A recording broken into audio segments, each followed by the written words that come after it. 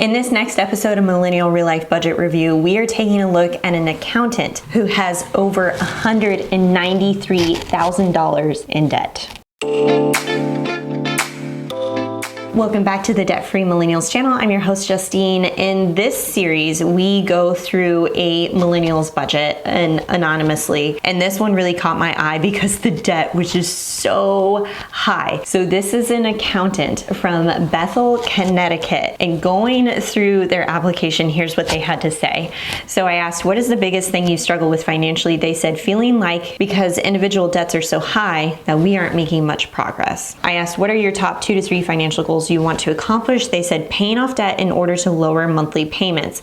Would love to see where we could spend less and possibly ideas for different sinking funds or investments. I got you. I love sinking funds. Now they have $75,000 saved for an emergency fund.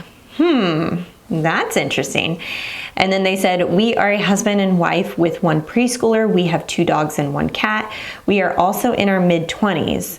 Let me know if you have questions. I left some notes. Okay, let's check out this family's budget and take a look at why the debt is so high. So between the two of them, they planned on bringing in $8,400 in the month. They actually brought in $8,800 at the time when they submitted me the budget. Here's where all of the debt is coming from.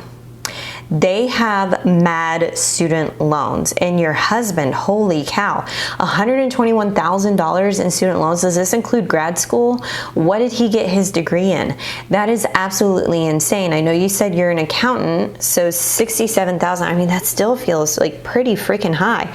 Where did you guys go to school? Are these like out of state tuitions? I have no idea.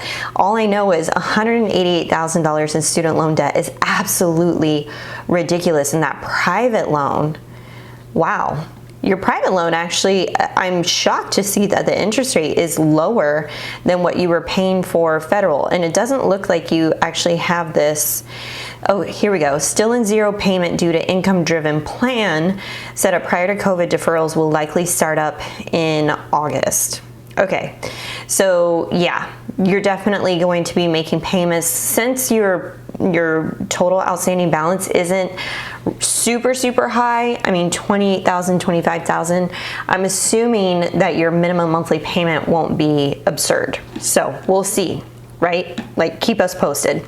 Let's go down into your budgeted items here. So we've got a mortgage of $2,500. That looks awesome. Looks like we've got a couple of different utilities that you're paying for. $450, you actually spent $532 on groceries. That's not bad. Gas, $260, car maintenance, oil change, registration renewal, night out parking, easy pass. Okay. Yeah, I would consider making this a sinking fund for sure. So I'm going to highlight the ones and then you can just pause the video when I'm done here so that you can see which expenses I recommend setting up a sinking fund. Definitely car maintenance.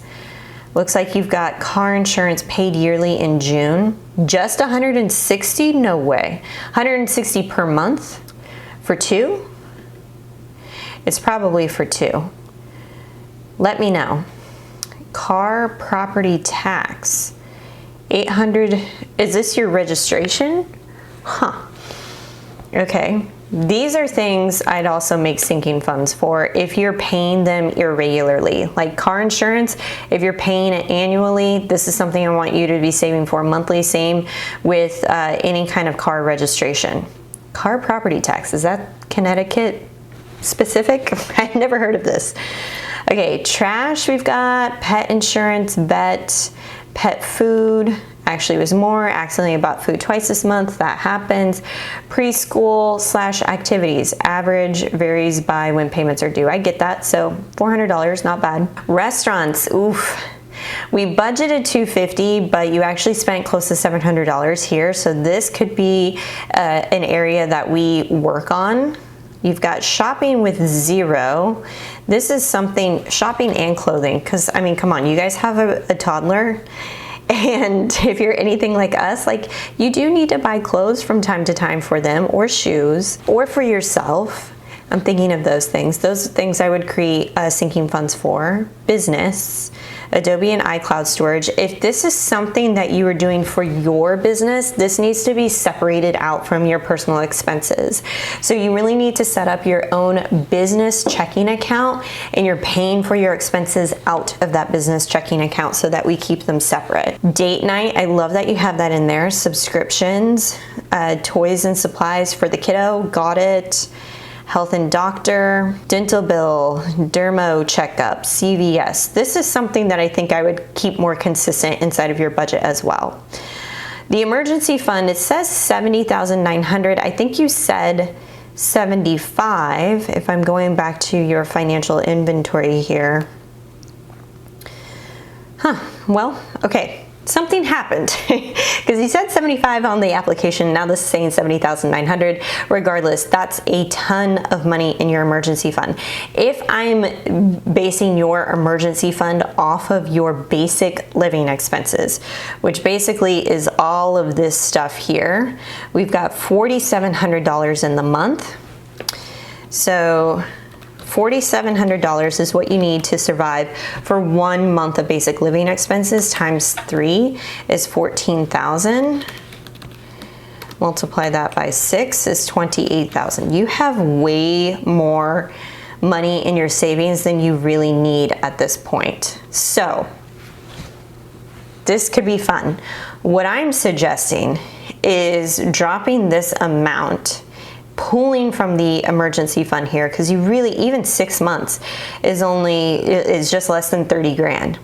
If you could pull even half of this amount, $35,000, we are paying off one of these student loans completely in one go. That would be fantastic. In fact, I wanted to go over to your debt reduction calculator. I put this into vertex42.com.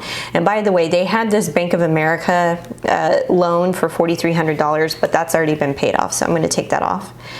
So their minimum monthly payment on the federal student loans is $1,400. If they added an extra $1,000 towards their debt, and keep in mind, I saw the extra $1,000 here.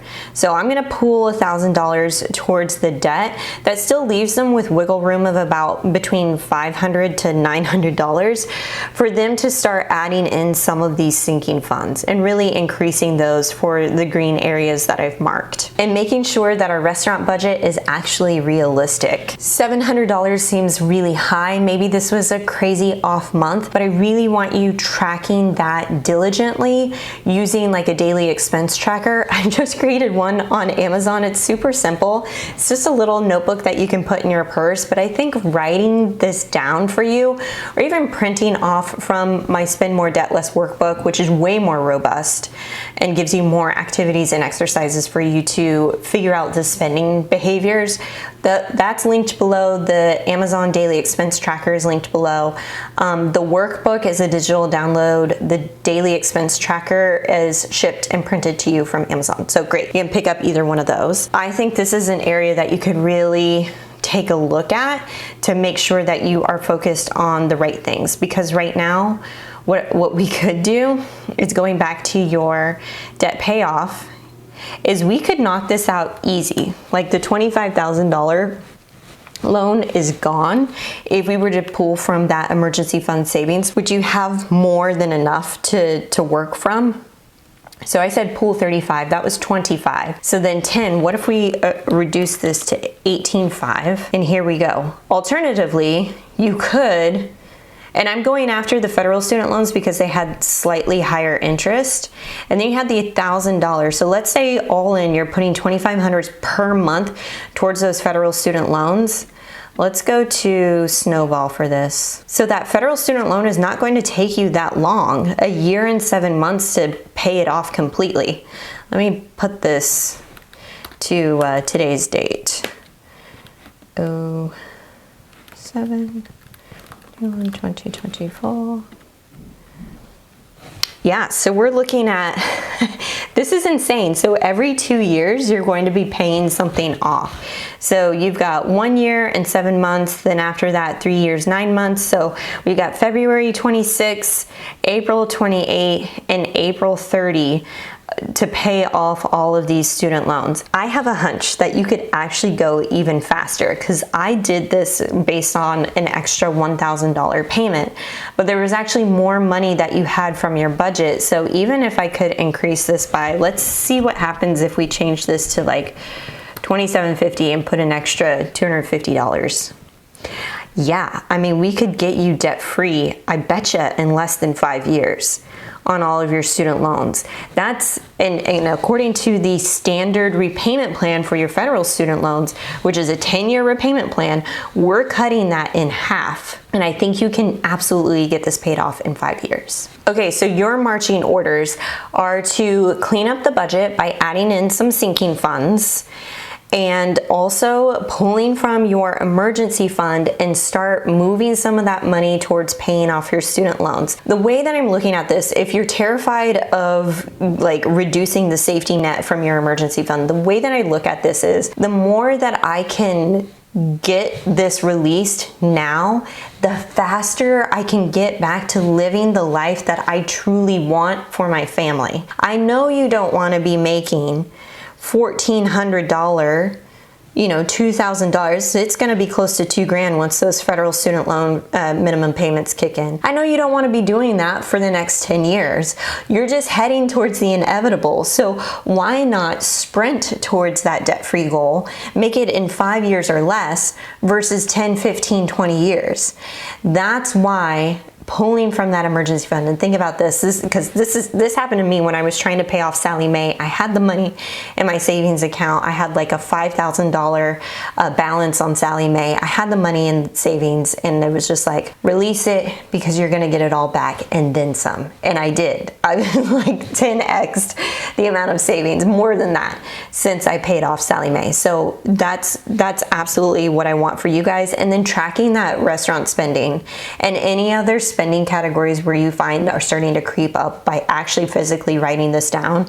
Continue to use the monthly budget. I think that's going to go a long ways for you. If you would like your budget anonymously reviewed and get some advice from me, go ahead and submit your budget by using the Google Forms link below. I prioritize those who actually use this budget template because it's very easy for me to figure out and tell you where to go and what to do next. And the more details that you give me, the better. I hope you are still enjoying this series. If you are, it would mean the world to me if you give this a big thumbs up. And if you aren't subscribed yet, why not join the family? And I'll catch you on my next one.